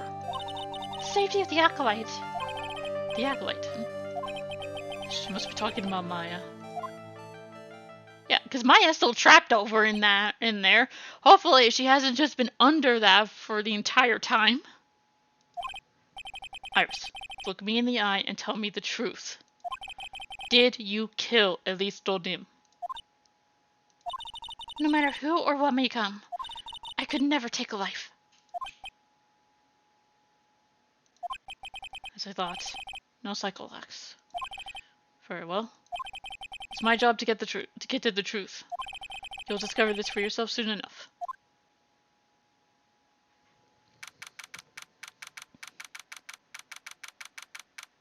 I can never take a life. She's taken 2. Is this actually Dahlia? Or am I going insane?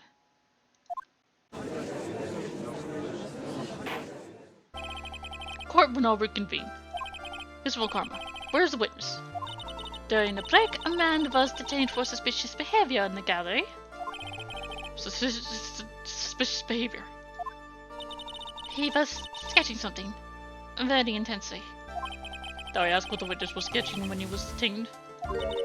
He drew a terrifying woman armed with a demonic face and a vicious whip.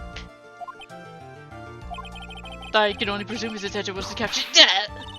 Anyway, it's time to drop this pathetic excuse for an artist before the court. Lawrence Donim, I hope you're ready. Get in here! It would seem that whip is going to see plenty more use today. Now! Your sketch is in contempt of this court. Hey! I was just artistically... You tried to run away from the bailiff who was trying to hand you your subpoena, correct? Look, I'm nothing but a fledgling artist trading out in the mountains. I'm only down here in the city because I ran out of green paint. Well, to use the technical term for the color, viridian. Larry, this isn't an art store, now is it? I know! I graduated junior high, okay?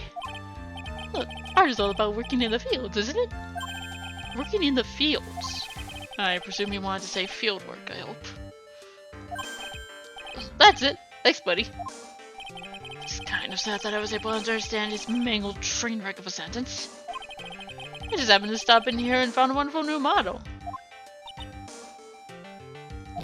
So see, I've got nothing to do with this trial. At all. I expect all of your faces to be red when you realize his mistake. Bright red. Or to use the technical term, crimson lake.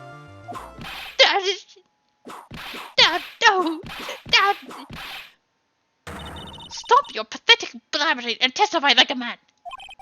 Refrain from whipping me, Miss Von Karma. Cross-whipping is as bad as cross-checking. Witness, that was all your fault. Testify now. This is too much for me.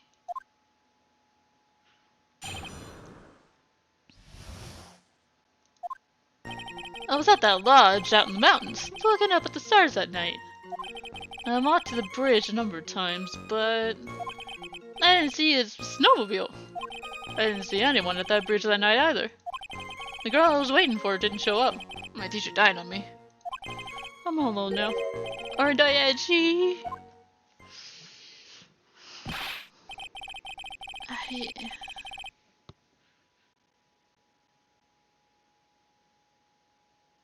You didn't see anyone that night. The bridge went aflame. You saw Phoenix. You saw him fall into the river.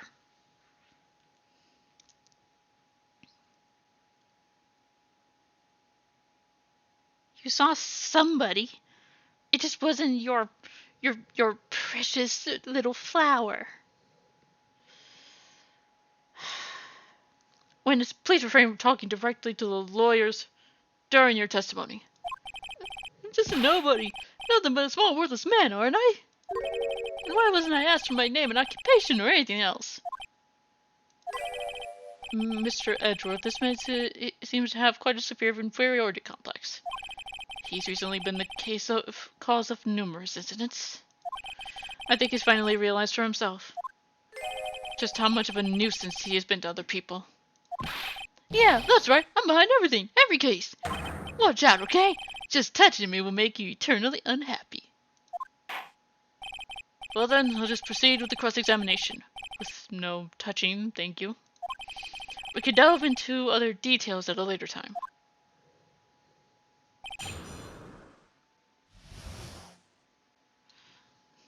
I'm gonna press you into the ground.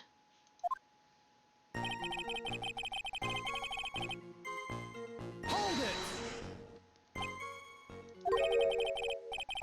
Whatever is the matter, Mr. Edgeworth? This one single statement is so full of contradictions. For a moment there, I thought I was going to collapse. So, witness? Any idea as to where these contradictions in your testimony lie? Depending on your answer, I may stay my VIP. Okay, give me a minute. Well, it was snowing that night, so I couldn't possibly have seen the stars. That rundown shack is hardly a lodge, is it? And even if the stars could be seen, it isn't like I was there to look at them, right? See, you can do it if you try. Oh! There's only one issue here. What you saw at Dusky Bridge? Hold it! A number of times. How many?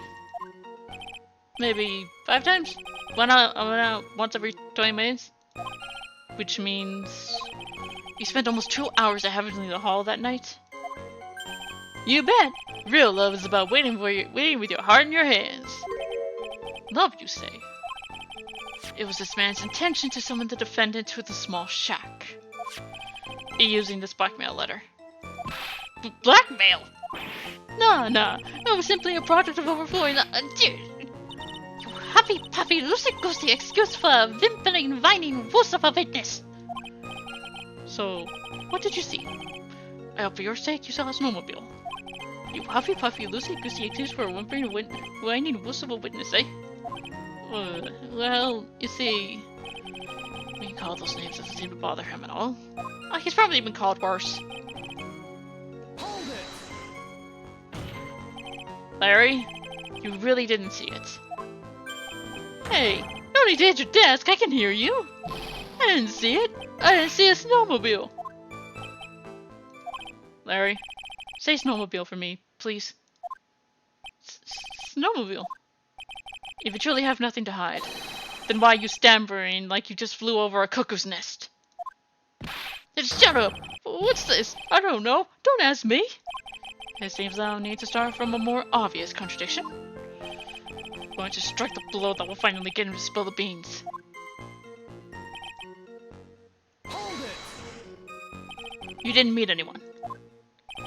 That's right, because I've got nothing to do with this. And I'm just here to buy some Viridian paint, okay? Come on, I expect to see those crimson-like faces now. It would appear that simply pressing him isn't going to be enough, Mr. Edgeworth. Indeed. Seems that he's going to claim to have nothing to do with this to the end. Don't want this guy to cost us any more time. I need to slice through his obvious contradictions and keep things moving along.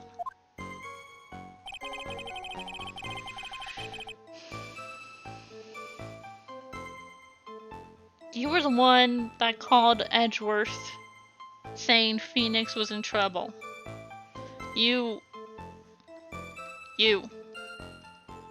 No one else.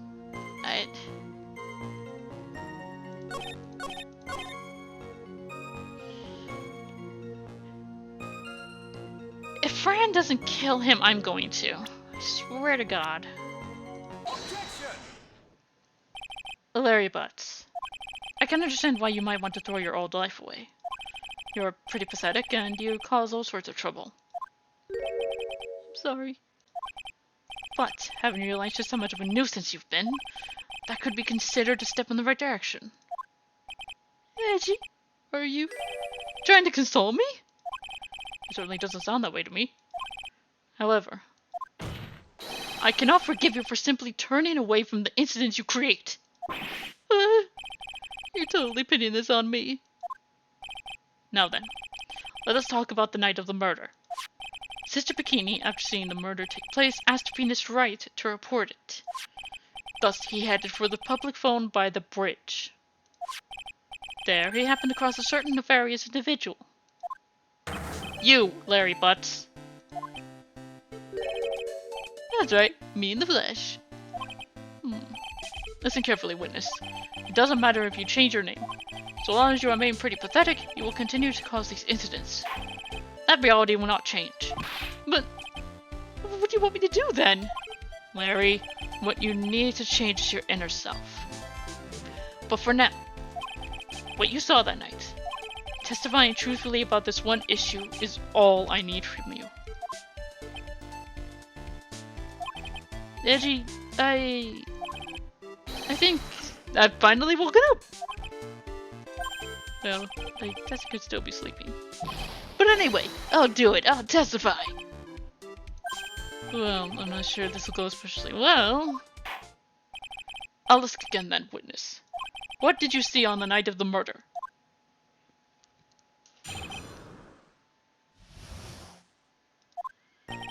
I went to the shack at around 9, so it would have been about 10:30 p.m. I was lying under my bedding when a white flash almost blinded me. I looked out the window, and Dusky Bridge was on fire. There was still some thunder, but I went right away to check it out. That's when I ran into Nick. You certainly saw quite a lot, didn't you?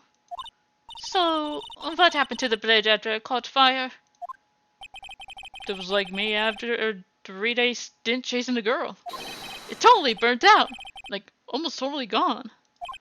I mean, trying to cross the burning remains was what caused Nick to fall. What did you say? Oh, don't worry. It's nothing life-threatening. He just caught a cold. I never know if that man if he should be called lucky or unlucky. Lucky in this case, because he ended up in Eagle River. Now, Mr. Edgeworth, please commit your cross-examination.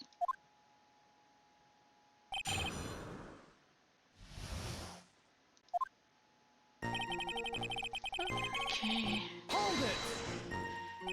What did you do out there in the cold for an hour and a half?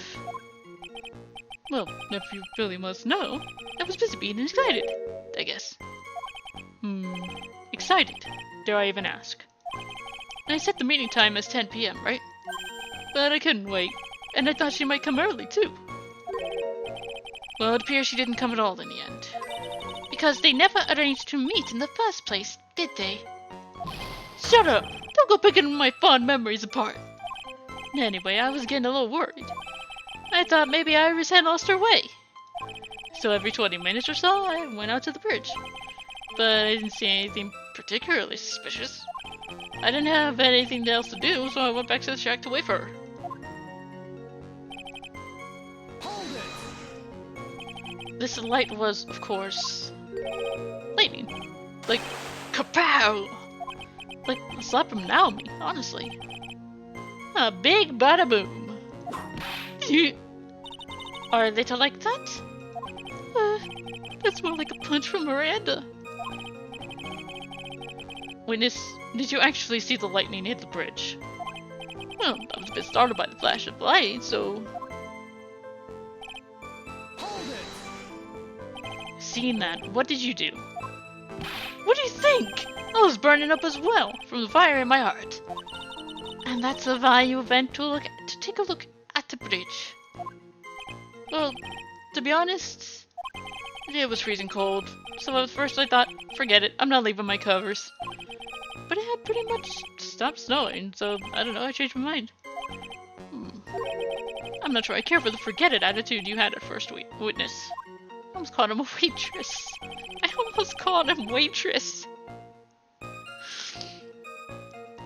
Oh boy. You said right away, but exactly how long after the strike was that?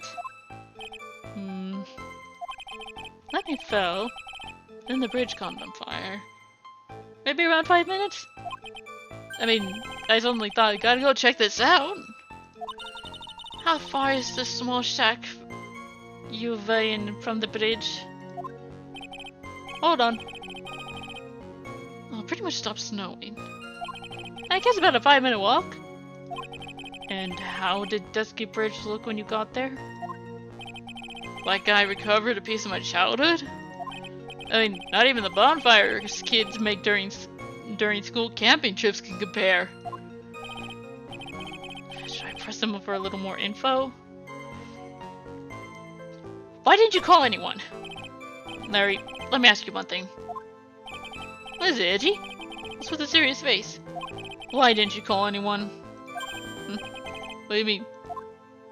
Normally, when faced with a towering inferno, one would try and tell someone. There is a public phone right by Dusky Bridge, correct? Well, of course I thought of doing that. So then, let's hear why you didn't. Huh? Yeah, okay. A reason. A reason. It isn't that I didn't try to tell anyone. I just didn't have time to, okay? Hold it! Can I ask the other question?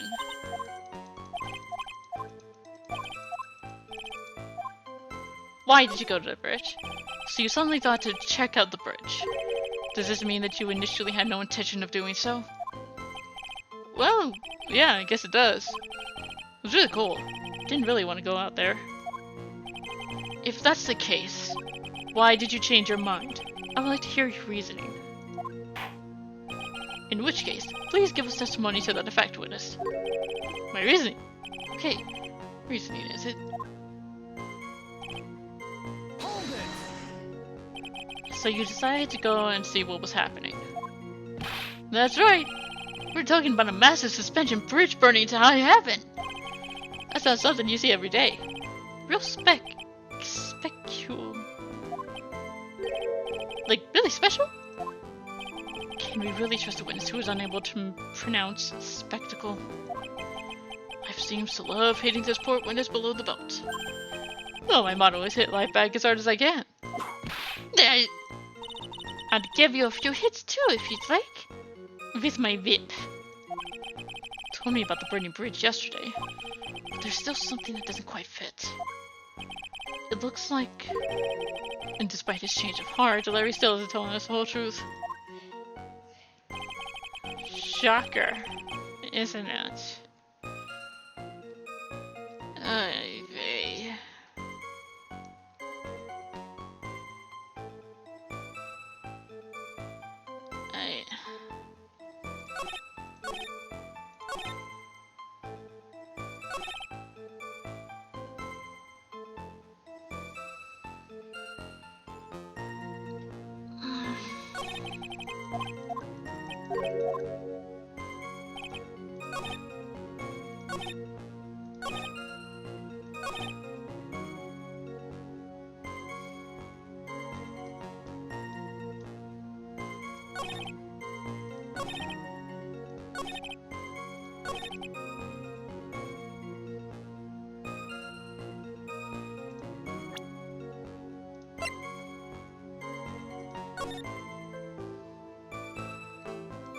$10.45.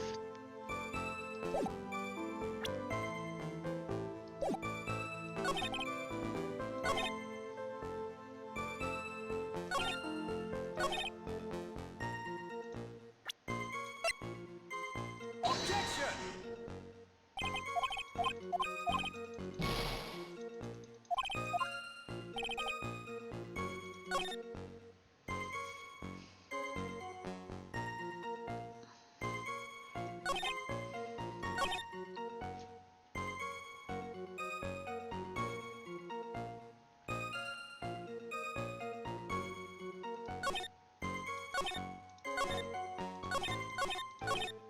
Hold it!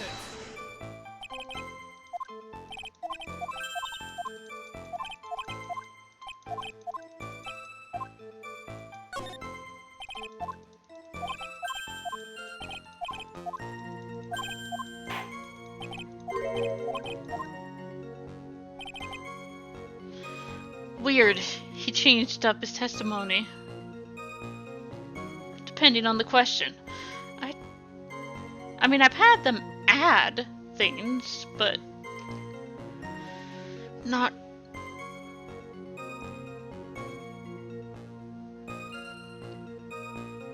Shut up less than a minute later.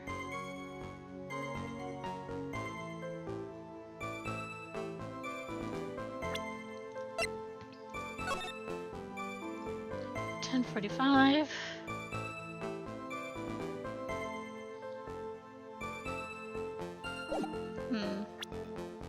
Objection! Your very existence being a contradiction. I'm not sure if you can grasp this or not. What the hey, Edgey? You make me sound like some sort of alien. But your testimony is conclusively contradictory. The problem here is time. I've never been the best timekeeper, you know? 3 minutes after Billy leaves on foot, you follow him on your bicycle. How long does it take for you to catch up with him? Terrible at those. This is much more simple. You saw the lightning strike Dusky Bridge, and immediately went to see what had happened. Is this correct? Yeah? Well, I wasted about 5 minutes first, but more or less. I have the weather data from the night of the murder here. According to this, the lightning fell at 10:45. You say it takes less than 5 minutes from the shack to Dusky Bridge. Meaning you probably got there at around 11 p.m.? That sounds about right, I guess. And then Nick showed up and did his fallen act. That's impossible. What do you mean? 11 p.m. is when the murder occurred in Hasakura Temple. Thus, Wright was still there in the courtyard. There's no way that Larry could have encountered him at Dusky Bridge at this time. Excuse me, I have an objection? You do? Edgey, how many times I had to say this? I'm not Larry, I'm Larista. It has not been proven that the murder occurred at 11 p.m. The sister only said around 11. In which case, it could have been earlier than that. Watch your footing there, Miss Francisca von Karma. The silverhead slippery. For there's still no way that Wright could have been at Dusky Bridge at 11 p.m. And why not? It is clearly written in the weather data report. It took around 30 minutes for the bridge to burn out. Therefore, the bridge must have been burning until at least 11:15. Which means... what exactly? Wright did not see the bridge while it was being consumed by the flames that night. In fact, he did not arrive on the scene until after the flames had died down. Larry, you arrived at the bridge at 11 p.m. But Wright did not make it there until at least 11:15. I suggest you stop hiding things and just tell us the whole truth. Now then, what happened during these missing 15 minutes? I feel like I just got brutally woken up by a toilet splashback. I guess I was still sleeping after all. Pinch me!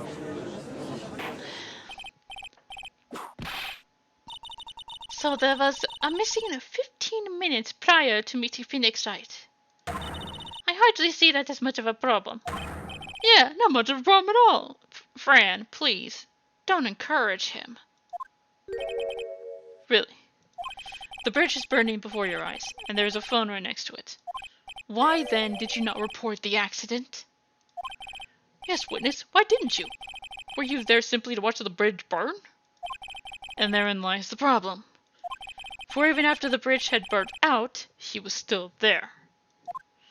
Staring into space, his witness didn't even attempt to fulfill his civic duty. That's what it sounds like. But this is Larry we're talking about, and even he is incapable of being so stupid. Which means there has to be a reason for his inaction. Edgey, I think it's about time I got serious with you, dude. Just as I thought, you've been playing with us all this time. Listen, I'm going to tell you everything. You sure you want to hear it all? Yes. I may really say it this time. Then say it! Very well. I have a terribly bad feeling about this. However, let's have the witness finally give us the whole truth. Now, for this 15-minute gap, what were you doing, witness?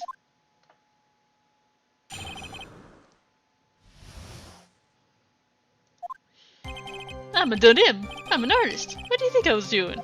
Sketching in front of the bridge. I was whipped up into a frenzy of art. The shock and awe that I was feeling, I transferred it all directly onto the page. Before I realized it, the flames had gone out and then he came running up.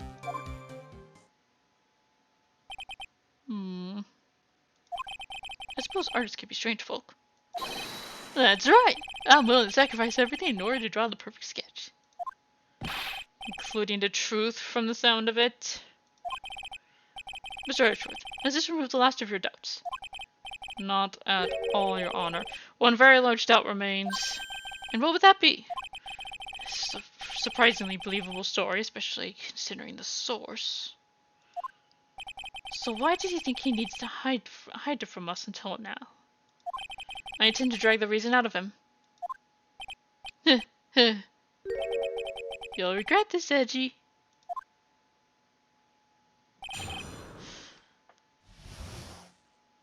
Oh, will I, Larry? Uh-huh. I'll regret it.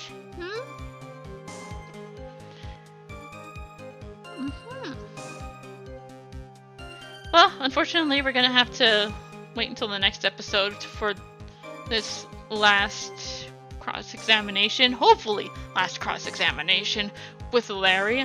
I am so done with this idiot. So, till then, I'm signing off. Bye-bye.